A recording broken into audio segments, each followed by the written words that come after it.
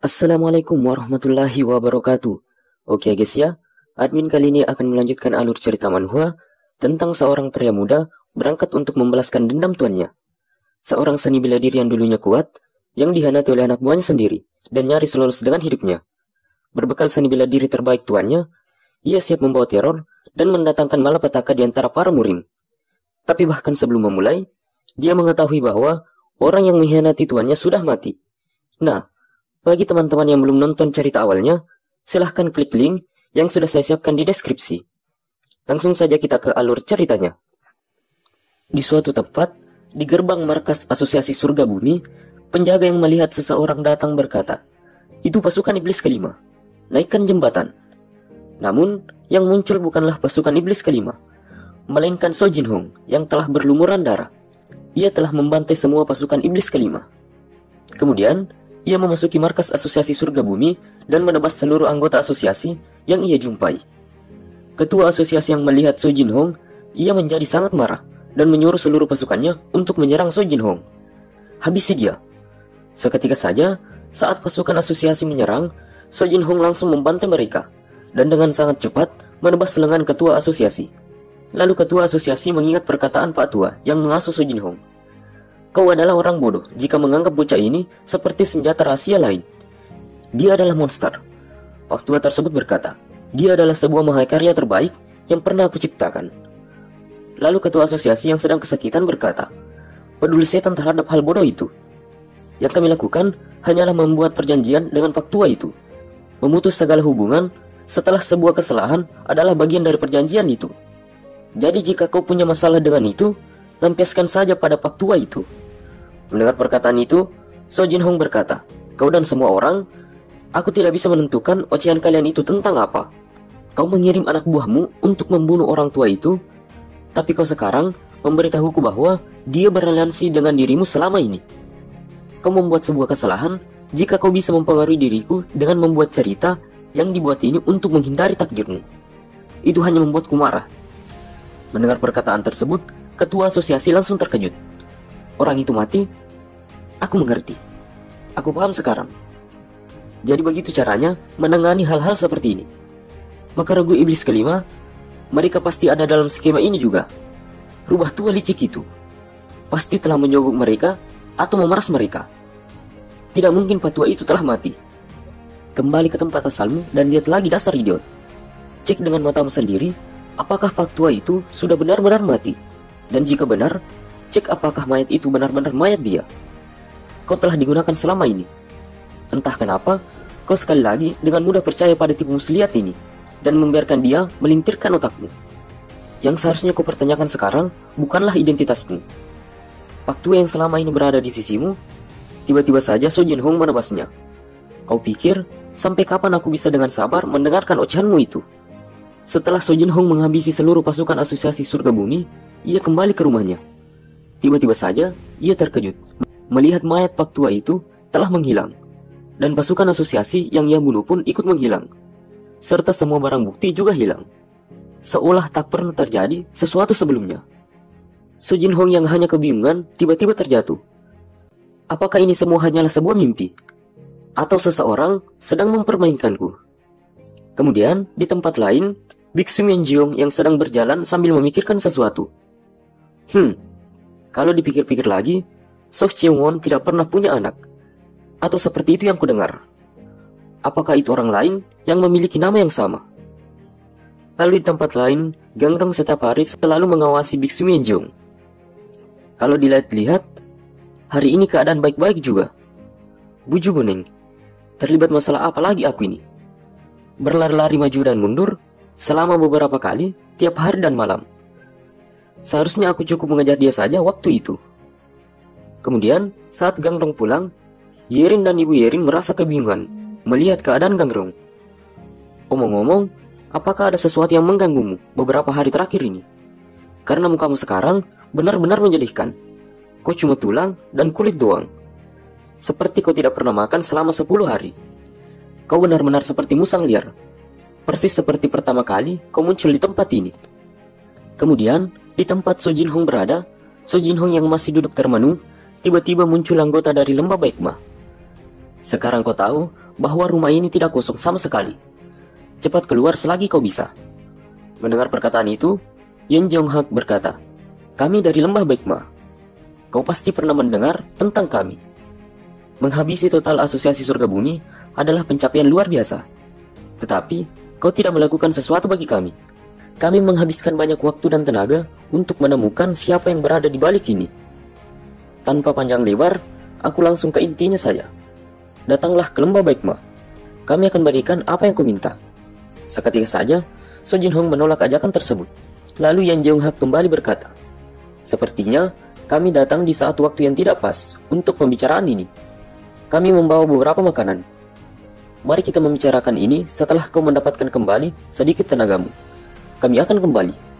Kemudian, beberapa hari telah berlalu. Anggota dari lembah Baekma kembali menemui So Jin Hong.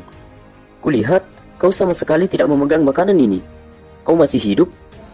Tiba-tiba So Jin Hong berkata, "Apakah kau yang membuang mayat-mayat itu?" Mendengar perkataan itu, Yang Jeong-hak berkata, "Tidak. Tapi kupikir-pikir, aku tahu siapa di balik semua ini. Sebelum sampai ke situ, apakah kau mempertimbangkan penawaran kami?" Seketika saja, So Jin Hong berkata, "Lembah Baekma. Banyak jenis rumor-rumor aneh mengenai itu. Tapi pada akhirnya, kalian hanyalah segerombolan tentara bayaran yang bisa disewa. Apakah kau tahu apa yang aku minta?" Mendengar perkataan itu, Yan Jeong-hak berkata, "Ya, tentu saja. Identitas dari Pak Tua yang mendampingimu selama ini, iya kan?" Lalu So Jin Hong berkata, "Kenapa? Kau pikir aku mau mengetahui identitas dari orang yang sudah mati?" Seketika saja, Yan Jeong-hak berkata, "Siapa yang bilang dia telah mati? Apakah kau yakin mayat yang kau lihat itu adalah benar-benar punya dia?" So Jin Hong berkata, "Itu perkataan yang sama seperti kata-kata Ketua Asosiasi Surga Bumi yang ia katakan padaku." Lalu Yan Jeong-hak berkata, "Kupikir dia bukanlah orang yang benar-benar bodoh. Tentang Pak Tua itu, apakah sikapnya berubah akhir-akhir ini? Contohnya seperti meminta dirimu untuk memutus hubungan dengan Asosiasi Surga Bumi." Lalu tiba-tiba Yan Jeong-hak melihat So Jin Hong yang mengingat sesuatu. "Sepertinya aku benar. Kau tahu kenapa? Itu karena dia jadi sadar akan keberadaan dia. Kau tahu, jaringan informan kami sedang menginvestigasi bagaimana Asosiasi Surga Bumi mengetahui keberadaan dia. Dia benar-benar pria yang hati-hati. Kami pernah berjumpa sekali dengan dia di masa lalu seperti ini. Meskipun kami baru tahu bahwa kami menghadapi orang yang sama. Di momen ketika dia sadar bahwa kami mengamati dia langsung memasang pagar dan menghapus keberadaannya. Kami juga sedang menginvestigasi Shinmu di waktu yang sama." Mendengar perkataan itu, So Jin Ho langsung bertanya apa tentang Shinmu. Lalu Yan Jeong-hak berkata, "Cuma itu saja yang bisa aku jelaskan pada orang luar. Jika aku mau tahu lebih lanjut, datanglah ke lembah Baekma. Biar aku kasih tahu sekarang bahwa ini adalah terakhir kalinya kami menawari penawaran kami. Kami tidak akan kembali lagi. Oh, aku hampir lupa. Jika kau datang ke lembah Baekma, berikanlah area sekitar Gunung Naga Kuning sebuah tempat tidur. Seorang monster tinggal di situ. Aku yakin kau telah bersinggungan dengan dia sekali. Info yang beredar kalau monster itu keliling wilayah di sekitar Gunung Naga Kuning tiap hari untuk mencari dirimu. Bukannya aku menganggap lemah kemampuan berpedangmu. Tapi jika dia bukanlah orang yang tidak bisa kau atasi. Lebih baik aku tidak melihat rekrutan yang potensial dan berbakat menjadi korban seorang monster." Saat kedua orang tersebut pergi, tiba-tiba So Jin Hong berdiri kembali. "Aku masih punya urusan yang belum selesai." Kemudian, di tempat lain, Gangrong yang telah mengantarkan pesanan, ia langsung berlari dan pergi. Dalam perjalanan pulang, aku akan berhenti lagi di kuil Naga Kuning. Saat Gangrong masih berlari, tiba-tiba So Jin Hong muncul di jalan dan menghentikan Gangrong. Seketika saja, Gangrong langsung terkejut dan dengan cepat ia langsung melompat dan memukul So Jin Hong dengan tongkatnya. "Kau tidak akan lolos kali ini." Mereka berdua pun saling bertarung kembali tanpa henti. Lalu di atas pohon, anggota lembah Baekma mengamati pertarungan mereka. Bukankah itu luar biasa? Kami tidak menduga bahwa ini akan lebih dari 10 ronde. Tapi ini sudah lebih dari 30 ronde. Dan masih terus berlangsung. Apakah pedang kilat terbang Sosendang seharusnya sekuat ini? Aku tidak tahu dari mana Pak Tua itu bisa mendapatkannya. Tapi tidak bisa dipungkiri bahwa pedang kilat terbang itu adalah teknik berpedang yang bagus. Tapi mengajari seni bela diri cuma dengan sebuah kitab, kemampuan itu adalah hal yang susah kalau dipikir-pikir lagi. Kemudian, San Choang berkata, Aku sama sekali tidak pernah melihat pedang kilat terbang beraksi. Tapi dapatkah kau lihat bahwa dia adalah penerus yang bagus dari seni berpedang ini? Mendengar perkataan itu, Yan Jonghak berkata, bagus. Itu bukanlah kata yang kugunakan untuk menggambarkan aksinya ini. Aku pernah melihat kemampuan pedang dari Soh Cheongon, si pedang satu dan penerus dari pedang kilat terbang. Dan si ahli pedang iblis ini sedang menciptakan kembali momen itu padaku secara sempurna. Jika aku membandingkan keduanya, dapat aku bilang bahwa kemampuan berpedang dari si iblis pedang itu lebih tinggi dari Soh Cheongon di gerakan dan kekuatan. Bahkan Soh Cheongon sendiri hanya mencapai tingkat penguasaan ini di tahun-tahun terakhirnya. Tetapi dia sudah mencapai itu ketika dia masih muda. Aku dapat mengerti kenapa Nyonya Besar benar-benar berhasrat untuk mendapatkan dia. Sun Chuang berkata, untuk mengatasi Gosu level tinggi dengan santai, itu yang bisa kita harapkan dari monster Gunung Naga Kuning. Seketika saja, Yan Jonghak berkata, dengan santai, kenapa bagiku bahwa dia terlihat bingung? Kebingungan dari pertama kali menghadapi musuh yang memiliki kemampuan tinggi. Dan keduanya itu tidak bisa menundukkan satu sama lain dengan mudah, seperti yang ia pikirkan. Keduanya merasa gelisah dan tidak sabar. Aku ingin menikmati pertunjukan luar biasa ini selama mungkin. Tapi, sepertinya skala pertunjukan ini akan terbalik. Salah satu dari mereka mulai bertambah energinya, mengikuti ritme pertempuran ini. Yang lain telah lama melewati batasan fisik dia. Dan itu adalah sebuah keajaiban bahwa dia masih bisa menghunuskan pedangnya. Gangrong dan Seo Jin Hong yang masih bertarung, tiba-tiba saja Gangrong melompat dan memukul Seo Jin Hong dengan sangat keras. Seketika saja, Seo Jin Hong menahannya dengan pedangnya. Namun, tiba-tiba saja tanah yang jadi pijakan Seo Jin Hong tiba-tiba runtuh. Ia pun langsung terjatuh. Anggota asosiasi yang melihatnya berkata, apakah dia mati? Kita dalam keadaan gawat jika ia mati. Bagaimanapun, banyak orang bilang bahwa di tangan seorang Gosu yang memiliki ki yang hebat, bahkan sebuah daun mati saja bisa menjadi sebuah senjata yang bisa menembus lapisan baja. Pedang yang bisa memotong berlapis-lapis tembok bagikan sebuah lubang, tapi tidak bisa memotong tongkat kayu tua itu. Lalu Gangrong berkata, hai pembunuh, apa kau ketiduran? Tiba-tiba saja, Seo Jin Hong bangkit kembali dan menebas Gangrong. Dengan cepat Gangrong langsung melompat ke belakang. Sudah kuduga. Lalu Gangrong yang melihat wajah Seo Jin Hong langsung terkejut.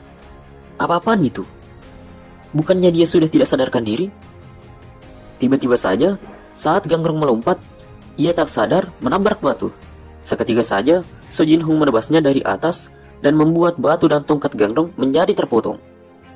Seketika saja Gangrong menghilang, lalu muncul di belakang Seo Jin Hong dan menekan titik sarafnya, sehingga membuat Seo Jin Hong pingsan. Akibat dari serangan Seo Jin Hong tadi membuat kepala Gangrong terluka. Lalu ia mengingat kata-kata gurunya saat dia masih dilatih. Ketika kau sudah menguasai secara penuh teknik penghancur surga ilahi, tidak ada orang di bawah matahari ini yang bisa melawanmu. Jika kau benar-benar ingin menemukan orang yang bisa, aku kira keempat sampah yang mengkhianati aku mungkin sudah dekat. Tapi tidak ada. Tidak ada yang akan bisa mendekati rambut yang ada di kepalamu, kecuali kau membiarkannya. Haha. Kalau boleh ngomong yang jujur, itu lebih banyak sepi daripada seru. Ya, kupikir bahwa takdir itu menunggu siapapun yang kuat sekali. Kau akan mengetahuinya tidak lama lagi. Lalu Gangrong tersenyum dan berkata, kupikir kau salah empuh. Siapa tahu, ada lebih banyak lagi Gosu seperti dia yang hidup di negeri ini. Sepertinya, itu mungkin menyenangkan untuk membangun kembali sekte penghancur ilahi. Kemudian, anggota asosiasi berkata, pertarungan ini sepertinya sudah berakhir sekarang. Tapi ada sesuatu yang kita lewatkan. Walaupun cuma sebentar, tapi aku sudah kehilangan jejak dari gerakan-gerakan mereka. Lalu Yan Jonghak berkata, tidak, itu tidak ada. Sepertinya di sana urusan sudah selesai. Jadi kita sudah seharusnya mulai kembali juga. Sun Chuang berkata, apakah kita meninggalkan saja dia di sana? Mungkin akan jadi masalah jika dia menyerahkan diri ke pengadilan. Mendengar perkataan itu, Yan Jonghak berkata, apakah dia tewas atau dibunuh? Itu akibat dia sendiri. Apabila dia tidak bisa sampai ke lembah Baekma karena halangan seperti itu, maka sudah sepatutnya dia bukan menjadi bagian dari kita. Sun Chuang berkata, aku mengerti. Ngomong-ngomong, kenapa kau mengumpan dia ke Gunung Naga Kuning? Jalan ini bukanlah jalan pintas yang bagus. Seketika saja, Yan Jonghak berkata, aku tidak berpikir bahwa dia akan percaya pada provokasi yang lemah. Aku cuma mancing dia sedikit, dan dia pun menerima umpan itu. Kemudian, di tempat Biksu Wenjeong berada, Gangrong membawa Seo Jin Hong untuk dirawat di sana. Biksu Wenjeong berkata, "Selesai sudah. Dia mengalami sedikit saja luka di bagian dalam dan cuma kecapean saja. Jadi dia akan baikan setelah istirahat dengan tenang. Aku sebaiknya mengisi perutnya dengan bubur ketika dia bangun." Lalu Gangrong berkata, "Apakah kau aman? Dia adalah pria yang sangat berbahaya sekali. Dia mungkin mencoba melukai dirimu lagi sesepuh ketika dia bangun. Aku membawa dia ke sini untuk mengecek dia sebelum ke pengadilan. Tapi sesepuh merawatnya seperti itu." Mendengar perkataan itu, Biksu Wenjeong berkata, "Aku aman-aman saja. Itu cuma salah pengertian. Dia mengira aku untuk orang lain. Dia bilang bahwa aku membunuh ayahnya atau sesuatu." Seketika saja Gangrong berkata, "Pembunuh ayahnya? Jadi dia bukan pembunuh bayaran?" Biksu Wenjeong berkata, "Siapa di bumi ini yang mau membayar seseorang untuk menghabisi nyawa Pak Tua ini? Bagaimanapun juga, tidak ada yang kita khawatirkan. Walaupun dia bangun, dia akan sangat capek sekali. Sampai-sampai, dia akan susah untuk duduk tegak. Lupakan saja dia mampu melukaiku. Aku tidak tahu berapa hari dia pergi tanpa makan. Tapi otot-otot dia sangat kurus bagaikan dia adalah orang biasa. Dia bahkan tak punya tenaga untuk menggerakkan sumpit. Sungguh tidak bisa dipercaya dia bisa memuluskan pedang dalam keadaan seperti ini." Mendengar perkataan itu, Gangrong langsung terkejut. Ia dilukai oleh orang yang tak berdaya karena kelaparan. Kemudian, saat Gangrong ingin pulang ke warung, ia memeriksa kepalanya dulu. Pendarahannya sudah cukup berhenti. Pasti akan ada bekas luka. Tapi terserahlah. Dan tongkat ini cukup mirip seperti yang kumiliki sebelumnya. Benar kan? Lalu saat ia sampai di warung, ia langsung dimarahi oleh Ibu Yering. "Apa yang membuat kau membutuhkan waktu yang lama? Periksa pesanan dan kirim mereka segera mungkin." Kemudian di tempat lain, di lembah Baikma, Yan Jeonghak kembali untuk melapor ke nyonya dari lembah Baikma, Jin Garyong. Lalu Jin Garyong berkata, dia bertarung dengan anak didik penghancur ilahi dengan seimbang. Benar-benar mengagumkan. Aku tahu bahwa aku menemukan sebuah permata. Oh, tapi Pak Tua itu, dia masih belum bisa ditemukan. Semenjak dia pergi ke bawah tanah, aku menduga bahwa dia akan bersembunyi untuk sementara waktu. Aku sudah memasang banyak jaring di mana-mana. Jadi, tidak ada yang bisa kita lakukan kecuali menunggu. Lalu, bagaimana menurutmu Kapten Yan Jeonghak? Seketika saja, Yan Jeonghak berkata, "Nyonya, apa maksudmu?" Lalu Jin Garyong berkata, "Kau juga anggota sekte penghancur ilahi. Anak didik penghancur ilahi berkelahi dengan Seo Jin Hong. Apakah dia penerus yang layak dari Maharaja tertinggi?" Mendengar perkataan itu, Yan Jeonghak berkata, "Aku tidak tahu apakah aku bisa membuat penilaian yang layak, tapi karena Anda yang bertanya, dia benar-benar sangat kacau, sehingga sangat menyedihkan untuk melihat dia." Lalu Jin Garyong berkata, "Benar-benar memalukan. Baiklah, kalau begitu, kita akan tetap mengawasi dia. Karena tak lama lagi, dia akan menemukan dirinya dalam situasi yang mau tak mau memperlihatkan warna dia yang asli." Kemudian, di tempat lain, saat Biksu Wenjeong membawakan makanan untuk Seo Jin Hong, tiba-tiba Seo Jin Hong menghilang. Ia telah melarikan diri. Part 5 selesai. Sekian dan terima kasih.